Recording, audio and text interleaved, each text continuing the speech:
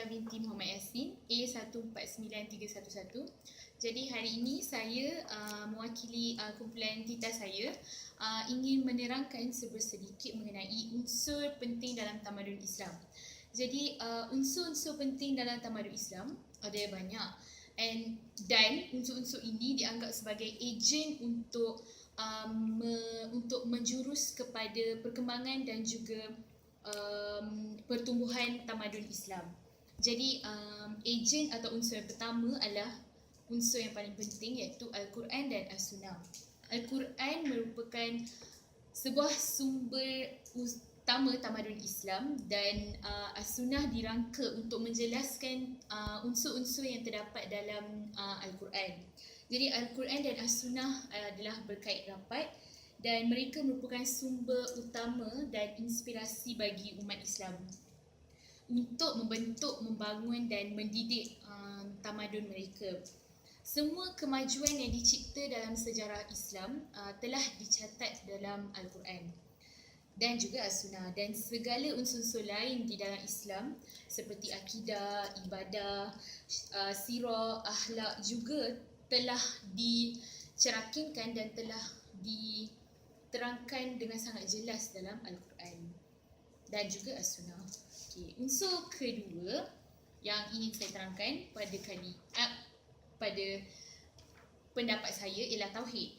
Tauhid dari segi istilahnya bermaksud satu, dan Tauhid bermaksud Islam mengajar untuk mentauhidkan Tuhan mereka, iaitu Allah Subhanahu Wa Taala. Tauhid juga menjadi sumber kekuatan yang berupaya untuk membawa kehidupan umat Islam ke arah yang positif. Ini bermaksud jikalau umat Islam mengamalkan konsep satu Tuhan, ia akan membawa perubahan positif dalam hidup mereka. Tauhid juga macam apa yang saya bagi tahu tadi, dia akan membentuk gaya hidup yang positif dan inovatif. Dan ia dapat membentuk pemikiran umat Islam yang maju, dan sekaligus mengikis unsur-unsur yang akan merosakkan dan membekukan pemikiran mereka seperti unsur-unsur khurafat, unsur-unsur tahyul, syirik dan sebagainya. Jadi unsur-unsur lain akan diterangkan oleh dua kawan saya. Jadi saya tamatkan di sini. Sekian. Salam sejahtera. Saya akan menerangkan unsur penting Islam yang seterusnya, iaitu syariah dan akhlak. Pertamanya syariah. Islam merupakan satu agama yang menyokong kehidupan yang sempurna, dan undang-undang yang dibawa oleh agama Islam ni adalah selari dengan fitrah manusia. Maksudnya, undang-undang yang diperkenakan ini sesuai untuk diamalkan di banyak tempat dan juga banyak masa. Dan Islam memperkenalkan undang-undang tanpa mengira kaum, bangsa atau budaya. Ini bermakna perundangan Islam ni mementingkan semua manusia tanpa ada sebarang ketidakadilan.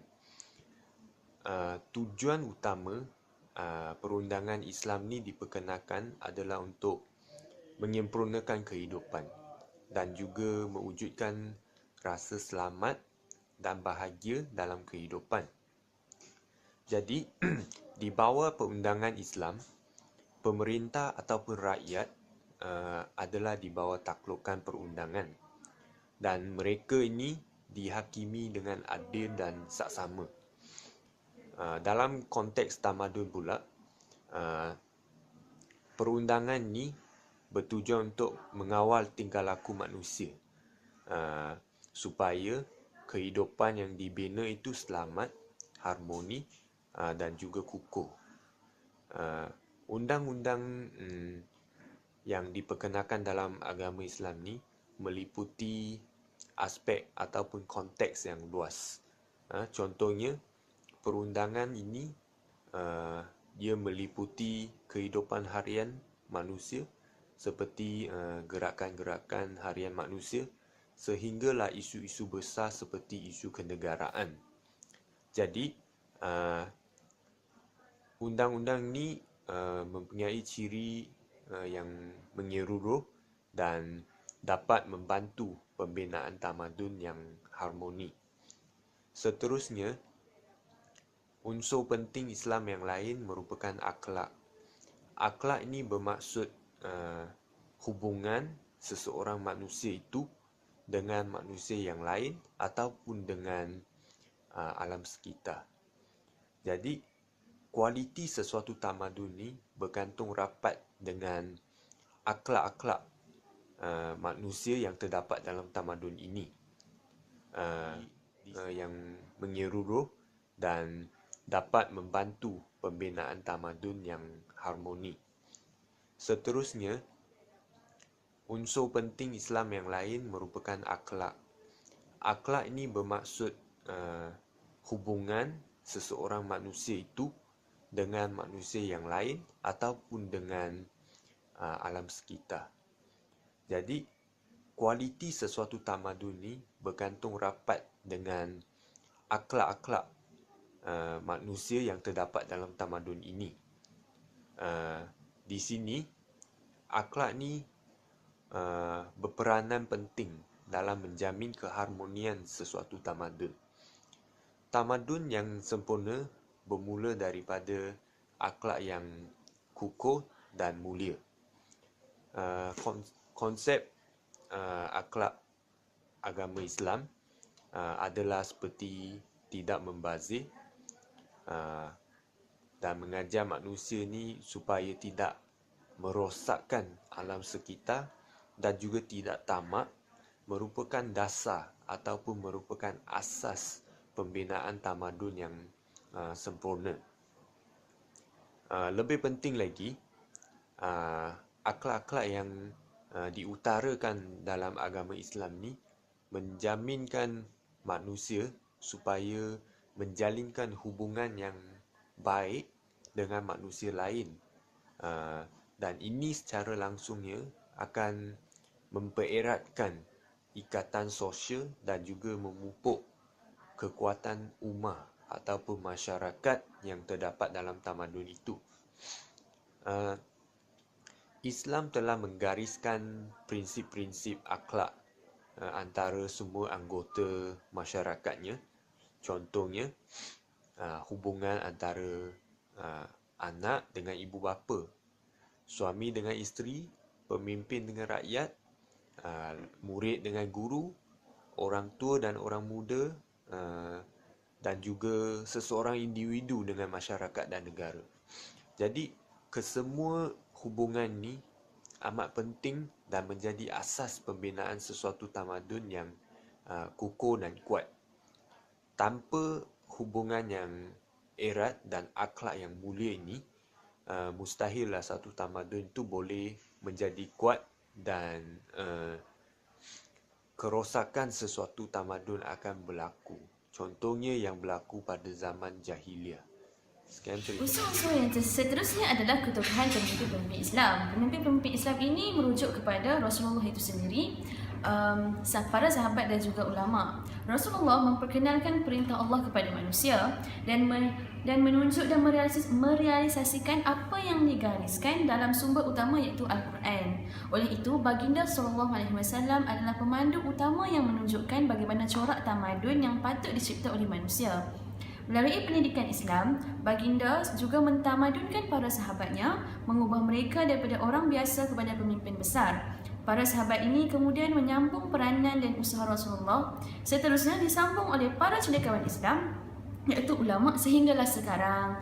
Segala kegiatan dan pembaharuan mesti dirujukkan kepada mereka untuk menentukan sama ada betul atau salah menurut kacamata Islam.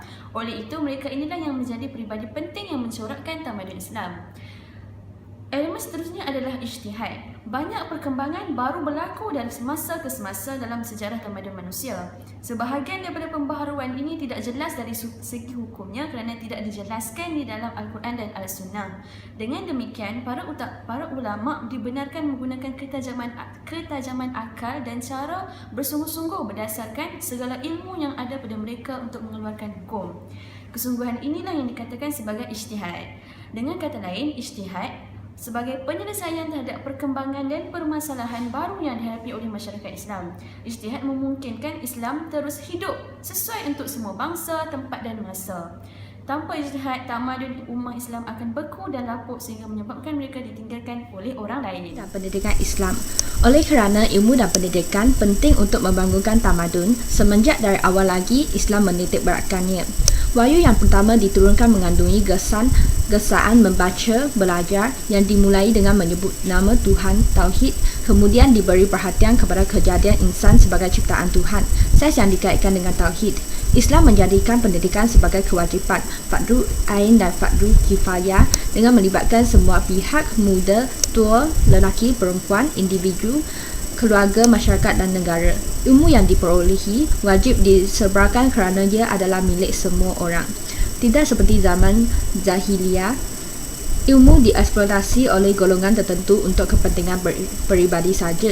Ilmu di dalam Islam adalah juga dimanfaatkan untuk pembangunan umat. Kesannya, Islam telah berjaya melahirkan budaya ilmu dan sistem pendidikan serta kebebasan berfikir di dalam tamadunnya. Ini dapat dilihat di sepanjang sejarah masyarakat Islam, terutama pada zaman Abbasiyah wujudnya revolusi pembelajaran di dalam segenap bidang. Dan dengan konsep ilmu yang berterusan, Tauhid, Islam telah dapat melepaskan kongkongan syirik, khurafat dan tauhid yang menjumutkan serta membaca pemikiran manusia ke alam rasional, saintifik dan maju. Masjid merupakan institusi penting di dalam masyarakat Islam. Peranan yang dimainkan oleh masjid terhadap tamadun Islam dapat diperhatikan dalam sejarah awal Islam. Masjid adalah institusi pertama yang dibina oleh Rasulullah SAW setelah berhijrah ke Madinah. Di sinilah dipupuk kekuatan hubungan dengan Allah SWT dan hubungan dengan manusia. Selain daripada tempat beribadat, masjid juga digunakan sebagai tempat menyusun umat dan negara. Kerajaan Islam. Kerajaan Islam adalah institusi yang bertanggungjawab mendaulatkan perkara-perkara yang tersebut di atas. Contohnya, pemerintah bertanggungjawab menegakkan Al-Quran dan Al-Sunnah sebagai undang-undang yang mengawal kegiatan umat. Pemerintah juga bertanggungjawab menyediakan pendidikan yang sempurna untuk pembangunan umat. Di samping bertindak sebagai pemupuk tamadun Islam, kerajaan Islam juga bertanggungjawab melindungi dan mempertahankan dari musuh.